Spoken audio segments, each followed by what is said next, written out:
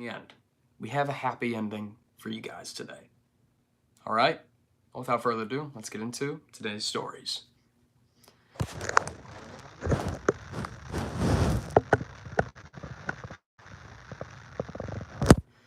Just 20 miles off the southeastern coast of Brazil, there's a small forested island that you won't find in any travel brochures that anyone can offer you. My camera's very dirty, so I'm going to wipe that off. Ilha de Queimada Grande, or what locals call Snake Island. On satellite images, it looks like a peaceful little patch of green in the Atlantic Ocean, roughly the size of 25 football fields.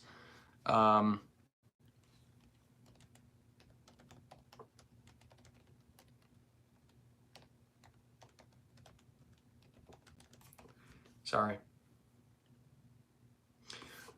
Which, for those who don't know, transfers to 1.4 million square feet.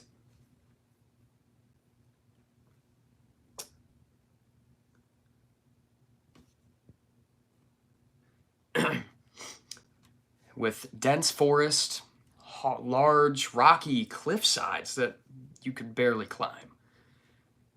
Beautiful beaches, yet nobody lives there. Nobody visits, and for good reason. Because this island is infested with an animal that almost feels made up. The golden lacehead viper, which is a very deadly snake. And, well, blah, blah, blah. Golden laceheads are some of the most venomous snakes on the planet. Their venom melts human flesh.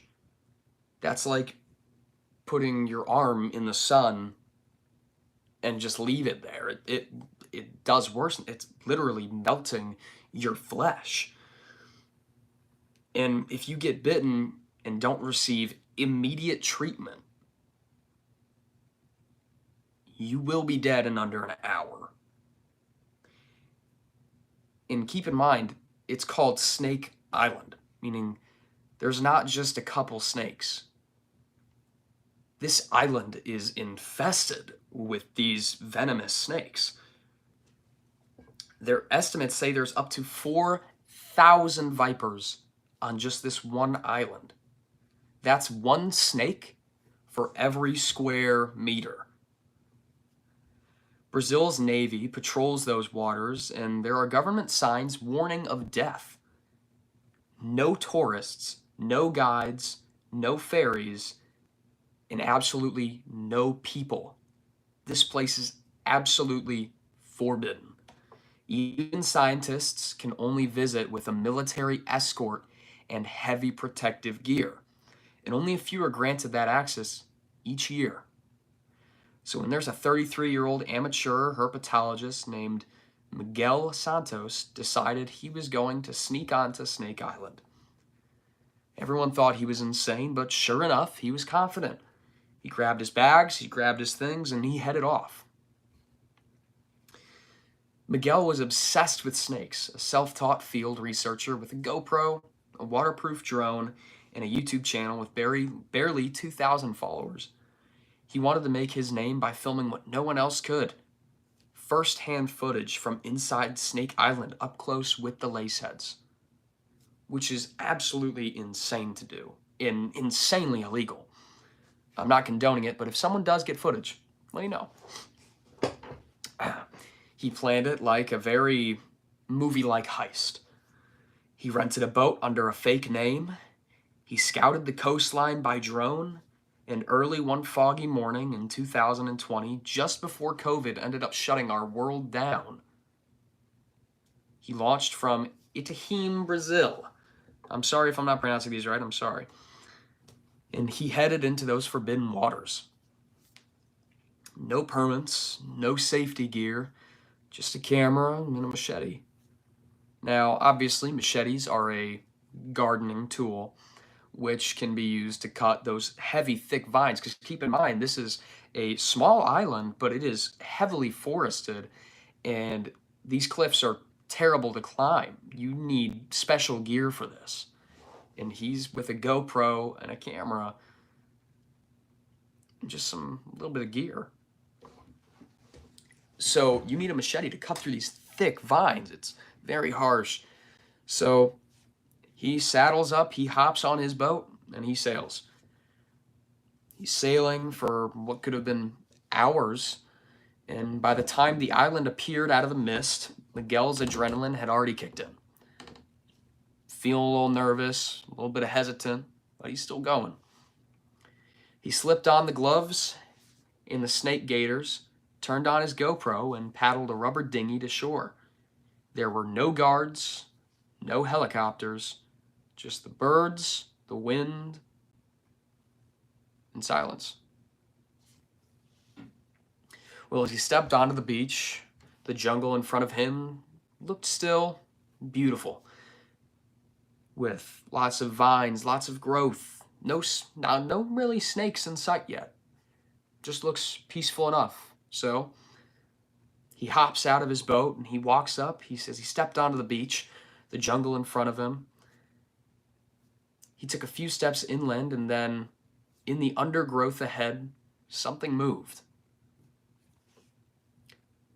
And Miguel luckily heard it before he'd seen it. A quick, dry hiss, the kind of sound that doesn't belong in wind or waves. Well, he stopped. About 10 feet away, coiled on a mossy log, was a golden lacehead. Long, golden brown, its head shaped like a spear, its long, lengthy body. Miguel whispered into the camera, "This is it. This is the one. Oh my God, it's just watching me." He didn't move. He just crouched down, got in position, started filming, heart pounding, adrenaline rush, the excitement. But what he didn't realize is that golden laceheads don't warn like a rattlesnake does. They don't care if you're afraid. They strike with zero hesitation.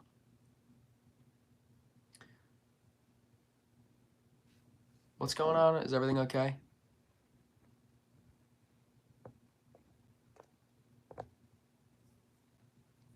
We all good, guys? I can continue the story. I'm sorry. Job storytelling. It's my first time, and I'm kind of excited, so I'm looking forward to this. Okay, we'll start back a little bit. As Miguel was moving on the island, he luckily had heard before he'd seen it. A golden lacehead viper. Long, golden brown, its head shaped like a spear, the long, lengthy body.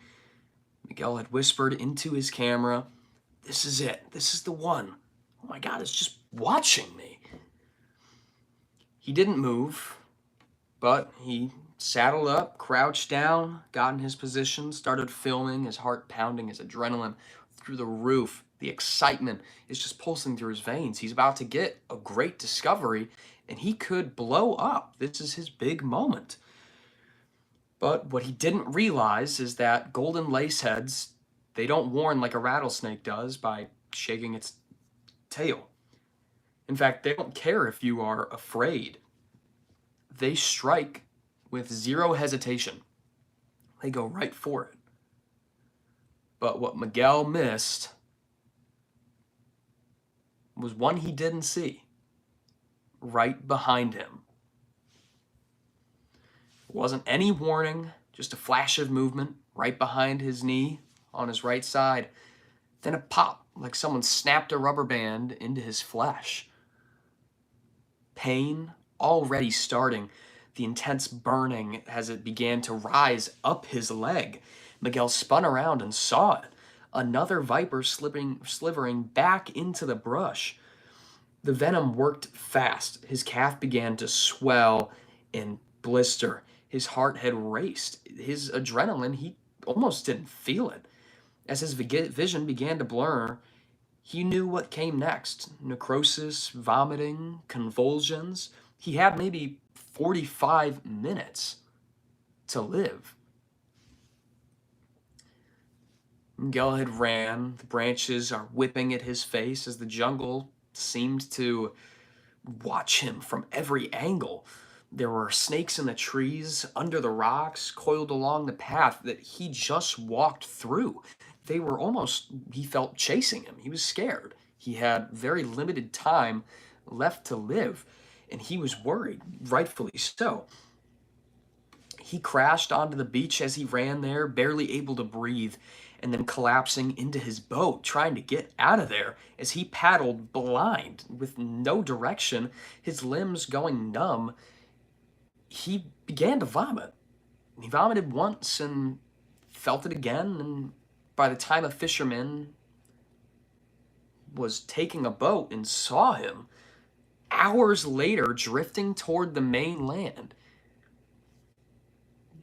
to the fisherman, he looked like he was dead. There was no movement. He was barely conscious. So the fisherman approaches on his boat and picks, I'm sorry, I forgot his name. I'm so sorry. And picks Miguel up onto his boat to help transport him, barely alive. And the long ride back, all the way till he got to the nearest hospital.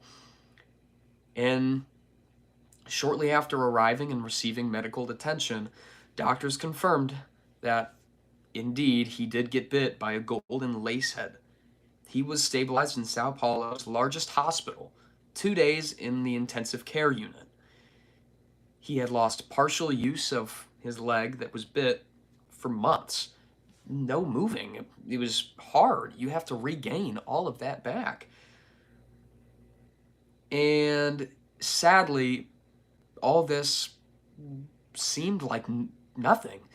His footage was lost because of the seawater damaging his GoPro. All his footage was lost. There was nothing documenting his history on that island. It was just his eyes seeing it. He didn't make the video that he went to go make. But he'd done it, though. He'd gone to the one place no one was ever supposed to go, alone, and came back alive. Barely. That's a crazy story. And if you guys are curious, Snake Island, thousands of years ago, the sea levels were rising and cut Snake Island off from the mainland Brazil that it was once connected to. With no predators on that island, but just those lacehead snakes, they evolved into a hyper-venomous species to hunt birds, since the rodents were nowhere to be found. Usually those rodents were on the land where they could take from in Brazil. And as it was cut off, they had to learn and adapt over time. And after a while, their population expanded exponentially, and it became known as Snake Island.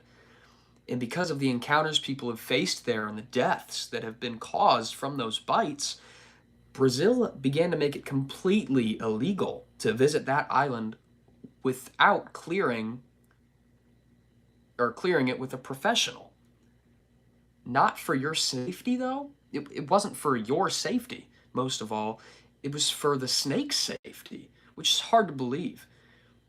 But that species is very endangered, and that island is mainly the only place that those snakes have a population. And every human intrusion risks the disease or the destruction of their population.